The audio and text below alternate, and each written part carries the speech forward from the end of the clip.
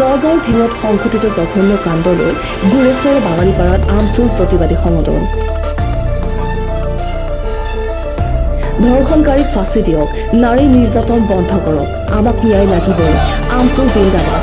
গৃহ বিভাগ হাই হাই ধ্বনিৰে উত্তাল কৰি তোলে বাঙালীপাৰাৰ ৰাজপথ।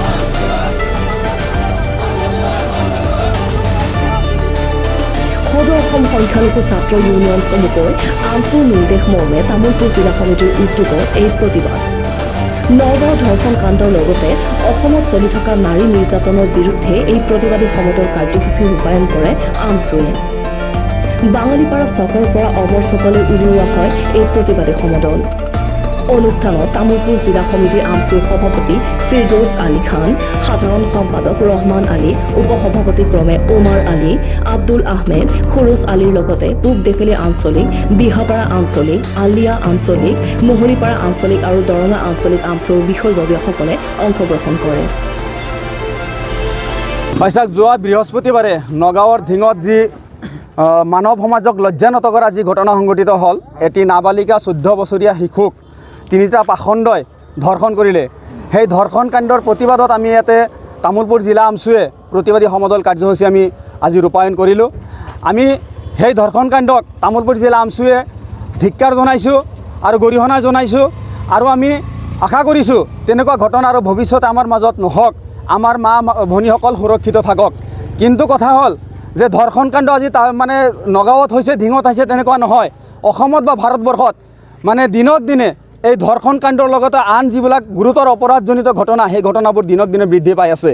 আমি সেইকাৰণে দাবী উত্থাপন কৰিছোঁ যে আমাৰ এখন সুস্থিৰ চৰকাৰ থকাৰ পিছতো, অসমত এজন শক্তিশালী এটা চৰকাৰ থকাৰ পিছতো, ইমান ডাঙৰ গৃহ বিভাগ থকাৰ পিছতো সেই ঘটনাবোৰ দিনক দিনে কেনেকৈ বৃদ্ধি পাই আছে, সেই ঘটনাবোৰ কেনেকৈ মানে কিয় বন্ধ কৰিবলৈ তেওঁলোকে সক্ষম হোৱা নাই। এটাই কথা, তেওঁলোকে ঘটনাবোৰ লৈ ফালে সকলো সময়তে কিছু এটা মানে পক্ষই ৰাজনীতিকৰণ কৰি ফালে ঘূৰি ফুৰিছে, যাৰ কাৰণে তেওঁ এই ঘটনাবোৰ দিনক দিনে বৃদ্ধি পাইছে। ঘটনাবিলাকক নিৰপেক্ষভাৱে তদন্ত কৰি দোষীক অপৰাধীসকলক দৃষ্টান্তমূলক শাস্তি দিয়াত তেওঁলোকে সম্পূৰ্ণভাৱে ব্যৰ্থ হৈছে।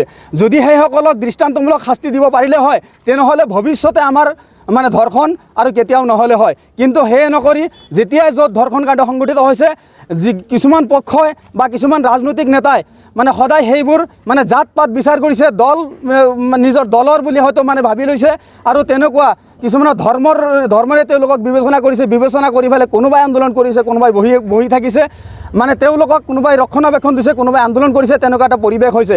আমি আৰু স্পষ্ট কথা, ধৰ্ষণকাৰীৰ কোনো মানে ধৰ্ম থাকিব নোৱাৰে, তেওঁৰ কোনো দল থাকিব নোৱাৰে, তেওঁৰ কোনো জাত থাকিব নোৱাৰে। তেওঁ ধৰ্ষণকাৰীয়ে হয়, তেওঁ অপৰাধীয়ে হয়। তেওঁক অপৰাধী বুলি মানে গ্ৰহণ কৰি আমি প্ৰত্যেক শ্ৰেণীৰ নাগৰিকে সকলোৱে দল মত নিৰ্বিশেষে সকলোৱে সেই মানে ধৰ্ষণ কাণ্ডৰ বিৰুদ্ধে মানে ওলাই আহিব লাগে আৰু তেওঁলোকক দৃষ্টান্তমূলক শাস্তি দিয়াৰ কাৰণে প্ৰশাসনক বাধ্য কৰাব লাগে। আমি দেখিবলৈ পাইছোঁ চৰকাৰখনে কিন্তু সেইবোৰ কৰা নাই, ৰাজনীতিকৰণ কৰি আছে। মানে যিকোনো সময়তে ধৰ্ষণ কাণ্ড সংঘটিত হৈছে, সেইবোৰক লৈ পেলাই তেওঁলোকৰ দল, তেওঁলোকৰ ধৰ্ম, তেওঁলোকৰ মানে জাত বিচাৰি আছে আৰু তেনেকৈ ৰাজনীতি কৰিছে। আমি দেখিবলৈ পাইছোঁ যে মানে অসমখনত ইমান মানে ডাঙৰ এটা পুলিচ বিভাগ থাকোঁতে বা গৃহ বিভাগ থাকোঁতে মানে ইমান ডাঙৰ কাম তেওঁলোকে কৰিব পাৰিছে, কিন্তু ধৰ্ষণকাৰীসকলক কিয় মানে গ্ৰেপ্তাৰ কৰিব পৰা নাই। আজি যি মানে নগাঁৱৰ ঢিঙত যি ঘটনা সংঘটিত হ'ল, 24 ঘণ্টা হৈ গ'ল, এজন অপৰাধী তেওঁক ধৰিছিলে, তেওঁ পানীত মানে পৰি ফালে মৰিলে বুলি কৈছে। আমি ভাল পাইছোঁ সেইজন মানে এজন বদমাছ মানুহ, এজন ধুৰন্ধৰ মানুহ পৃথিৱীৰ পৰা গুচি গ'ল। আৰু 2জন মানে অপৰাধী কিয় পুলিচে এতিয়ালৈকে মানে গ্ৰেপ্তাৰ কৰিব পৰা নাই? কাৰণ কি আছে? পুলিচৰ ব্যৰ্থতা না ৰাজনীতি কৰাৰ কাৰণে মানে প্লেনিং এটা চলি আছে। চৰকাৰে বা বিভিন্ন ৰাজনৈতিক দলে সেইবোৰ লৈ পেলাই তেওঁলোকে ৰাজনীতিহে কৰি আছে। তেওঁলোকৰ ধৰাৰ কোনো মতলব নাই, তেওঁলোকক দৃষ্টান্তমূলক শাস্তি দিয়াৰ কোনো মতলব নাই। তেওঁলোকক অনতিপলমে গ্ৰেপ্তাৰ কৰিব লাগে আৰু দৃষ্টান্তমূলক শাস্তি যাক কয়, সেই দৃষ্টান্তমূলক শাস্তি তেওঁলোকে প্ৰদান কৰিব লাগে, যাতে পিছৰ প্ৰজন্মই, পিছত থকা যিসকল ধৰ্ষণকাৰী আছে বা যিসকল অপৰাধী আছে, তেওঁলোকে যাতে আৰু দ্বিতীয়বাৰ কোনো ধৰণৰ অপৰাধজনিত ঘটনা কৰাৰ কাৰণে তেওঁলোকে সাহস নাপায়।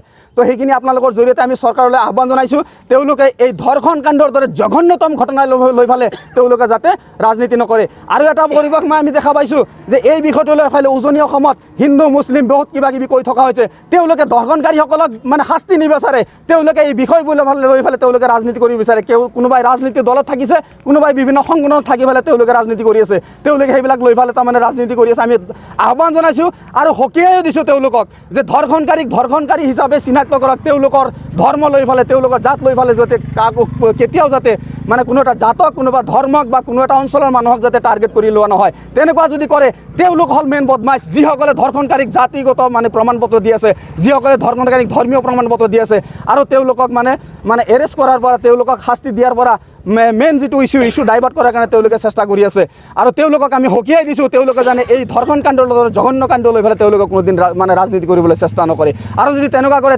তেওঁলোকৰ বিৰুদ্ধে আমি তাৰমানে প্ৰতিবাদ কৰিবলৈ বাধ্য হ'ম desk report news express Assam